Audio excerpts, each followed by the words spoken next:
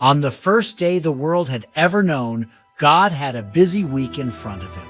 He said, "We will have light and darkness, and I will call the light part day and the dark part night." It all happened just as he said. On the second day, God decided there should be lots of sky all around the world. He called the sky heaven. The next day, he made all the land and all the seas. He said that grass and plants and fruit would grow on the land. On Thursday, God worked a bit more on the light and darkness. He put finishing touches to it and threw in lots of stars. He was very pleased with what he had done. The fifth day was very important for God. He made all the birds and all the fishes. "Have lots of children," he told them. "That's why there are so many birds in the sky and fishes in the sea." He had to sleep, and the next morning he said, "Today I shall make all the animals for the land. If I have time, I shall make a man, and he can be just like me." He thought that was a very good idea. By this time it was the world's seventh day, Sunday. God was very tired. He had worked hard for 6 whole days.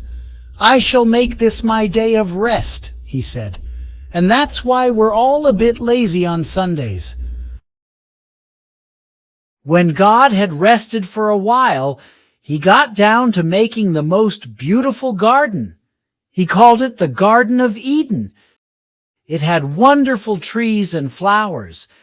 It even had lots of birds and animals in it. Whatever your favorite animal is, it was there. God put the man he had made into the garden. The man rubbed his eyes and looked all around. God said to him, "Now listen, Adam," that was the man's name, "you can eat the fruit, climb the trees, paddle in the rivers, and jump over the bushes. But there's one thing you must never do. You must never eat the apples from the big tree in the middle of the garden, because that tree tells you what is good and what is bad." Adam replied, "What's bad?" "Never mind," said God. "You go and have a nice time and forget about that tree." God peeped out of the sky quite often to see how Adam was getting on, and soon realized that Adam was lonely.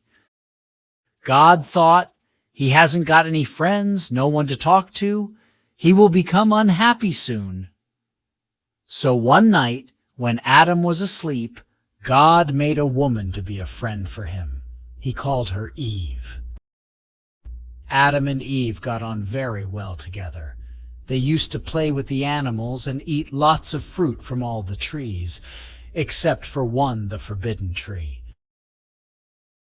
One day, they decided to walk to the middle of the garden, and there was the most beautiful apple hanging from this special tree. There was also a big, nasty snake in the tree who said, "Hey, why don't you two eat that apple? It's the nicest, biggest, juiciest apple I ever saw." Adam looked worried. "We're not allowed to. God said so." "Oh, don't worry about that," said the horrible snake. "Have a bite. Go on." Adam looked at Eve, and Eve looked at Adam. The apple looked lovely. Eve tasted the apple. "Go on, try it," she said. Adam had a bite, and at once felt ashamed because he hadn't any clothes on. Just so happened that God was walking in the garden that day, and when Adam and Eve heard him coming up the path, they ran to hide. God was very angry when he found them. "You have eaten the fruit, haven't you?" he demanded. Adam said they had, but explained that the snake said it would be all right. God told the snake that he was going to be the nastiest animal in the world, and he told Adam and Eve that now they would know everything about good and bad, for what good it would do them. He turned them out of the Garden of Eden and said they must now look after themselves.